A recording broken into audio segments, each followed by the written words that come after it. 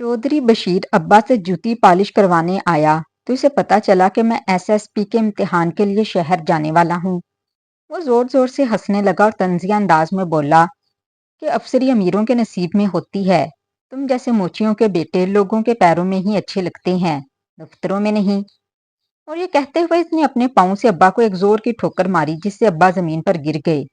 वो मंजर मेरी आंखों के सामने था और मेरे दिल पर ऐसे लगा जैसे किसी ने आग रख दी हो। मेरी आंखों में आंसू आ गए मगर मैं कुछ नहीं कर सका, क्योंकि चौधरी बशीर गांव का ताकतवर आदमी था और मैं एक गरीब मोची घराने से ताल्लुक रखता था। मेरे अब्बा सारी जिंदगी गांव के चौक में बैठकर जूते सीकर और पॉलिश करके हमारे घर का खर्चा चलाते रहे थे। इनके हाथ हमेशा पॉलिश और चमड़े की बू से भरे रहते, मगर इनके चेहरे पर हमेशा सब्र और मेहनत की रोशनी होती थी। हम इतने गरीब थे कि हमारे घर में कभी महीने का राशन इकट्ठा नहीं आता था, बल्कि अब्बा रोज कमाते और शाम को आटा दाल या कभी कभार सब्जी लेकर आते थे। कई बार ऐसा भी होता कि अगर इस दिन कोई ग्राहक ना आता तो रात को चूल्हा भी नहीं जलता था। मगर इसके बावजूद अब्बा ने कभी मुझे पढ़ाई छोड़ने नहीं दी। वो अक्सर कहते कि बेटा, मैं चाहता हूँ तुम्हारी जिंदगी हमारी तरह ना हो। तुम पढ़ लिख कर एक बड़े इंसान बनो ताकि लोग तुम्हें इज्जत से देखें। मैं गांव का पहला लड़का था जो 12वीं जमात तक पहुंचा, इसलिए बहुत से लोग मेरा मजाक भी उड़ाते और कहते कि मोची का बेटा पढ़कर क्या करेगा, आखिर में जूते ही सिएगा। मगर अब्बा हमेशा मेरा हौसला बढ़ाते। इन्हीं दिनों मैं अपनी पप्पी की बेटी आलिया को पसंद करने लगा। वो खूबसूरत थी और जब कभी रास्ते में मिलती तो हल्की से मुस्कुरा देती, जिससे मेरे दिल में उम्मीद पैदा हो जाती कि शायद वो भी मुझे पसंद करती है। मैं अक्सर इसके लिए छोटे मोटे काम कर देता। कभी इसके घर से बाजार का सामान ले आता तो कभी इसके भाई के लिए किताबें ले आता। एक दिन जब मैं इसके घर गया तो वो अकेली थी। इसने मुझे बैठने को कहा और चाय बनाकर ले आई। बातों बातों में इसने कहा इसके एक दोस्त को बहुत जरूरत है और इसे 1000 रुपया उधार चाहिए।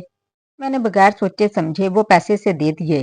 हालांकि वो पैसे मैंने अपनी इम्तिहान की फीस के लिए बड़ी मुश्किल से बचाए थे, मगर इस वक्त मुझे लगा कि अगर मैं इसकी मदद करूंगा तो शायद वो भी मुझे अपना समझने लगेगी। लेकिन चंद दिन बाद जब मेरे माँ बाप इसका रिश्ता मांगने गए तो सब कुछ बदल गया।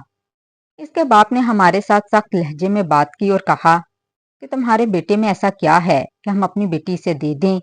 और जब मैंने कहा एक बार आलिया से पूछ लें, तो आलिया ने सबके सामने कहा अपनी औकात देखी है तुमने?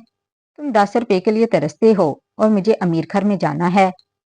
इसकी ये बात सुनकर मेरे माँ बाप की आंखों में आंसू आ गए, मगर मैंने इन्हें वहां से उठाया और खामोशी से घर ले आया।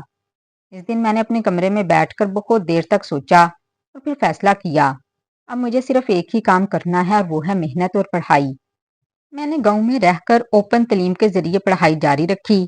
दिन को अब्बा के साथ दुकान पर बैठता, ग्राहकों के जूते साफ करता और पॉलिश करता, और रात को देर तक किताबों में लगा रहता। कई बार बिजली ना होती तो मैं लाइटन या मोमबत्ती की रोशनी में पढ़ा करता। सर्दियों की रातों में हाथ जम जाते, मगर मैं किताब नहीं बंद करता था, क्योंकि मुझे अपने माँ बाप की इज्जत वापस लानी थी। 4 साल की मुसलसल मेहनत के बाद मेरी डिग्री मुकम्मल हो गई और फिर मैंने एसएसपी के इम्तिहान के लिए दरख्वास्त दी।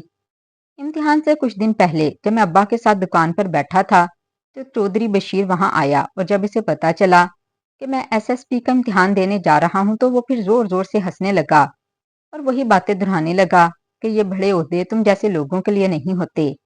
और जाते जाते इसने फिर अब्बा को ठोकर मार दी।